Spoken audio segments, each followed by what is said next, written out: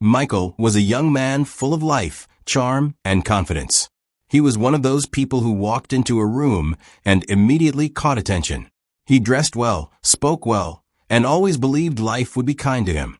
For a long time, it was. Michael was doing well financially.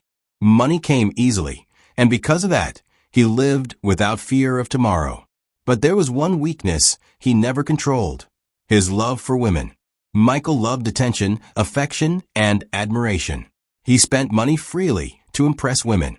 He bought expensive clothes for them, took them shopping, paid for dinners, and lived as if money would never finish. Slowly, without him realizing it, his finances began to fall apart. At first, he ignored the warning signs. When his savings reduced, he told himself more money would come. When his business struggled, he laughed it off.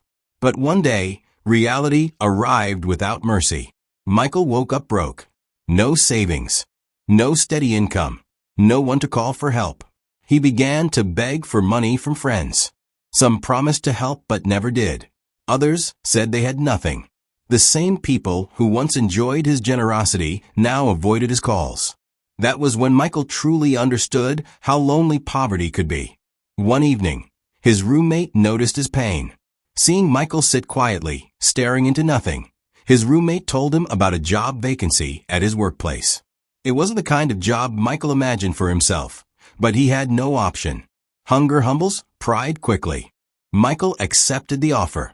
When he arrived, he was told his role. He would be a driver. Not just any driver, but the personal driver to the boss of the company. The words hit him hard. A driver? After everything he had been? After swimming in wealth?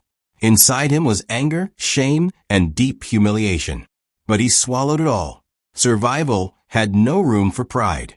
The boss he was assigned to drive was a woman, wealthy, powerful, and respected. Michael drove her everywhere. Every morning, every meeting, every appointment. But she treated him coldly, sometimes harshly. At times, she spoke to him badly in public, reminding him of his position. Michael endured it all in silence. One evening, after dropping his boss off, Michael met an old friend he hadn't seen in years. The friend had just returned to the country. They laughed, shared drinks, and talked deep into the night, remembering old times. But something about his friend had changed. He looked successful, peaceful, wealthy.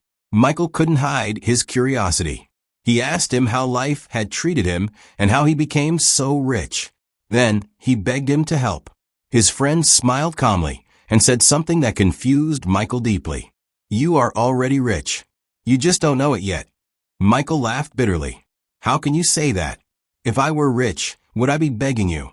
His friend leaned closer and said quietly, "Your boss is your wealth."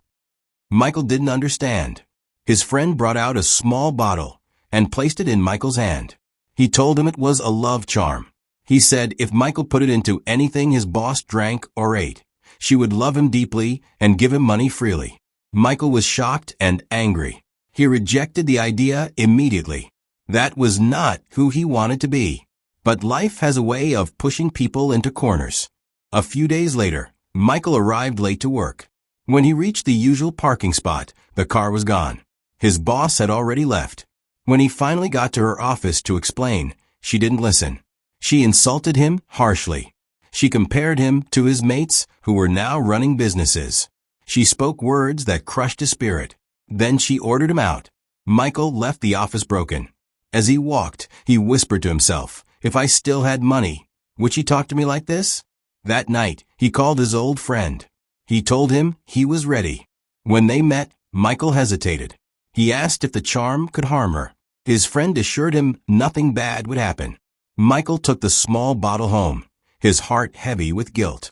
He placed it on the table in his room. Later that night, his roommate entered the room and accidentally knocked the bottle down. The contents spilled.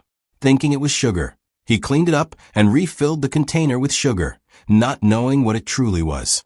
The next morning, Michael went to work with the container, believing the charm was still inside.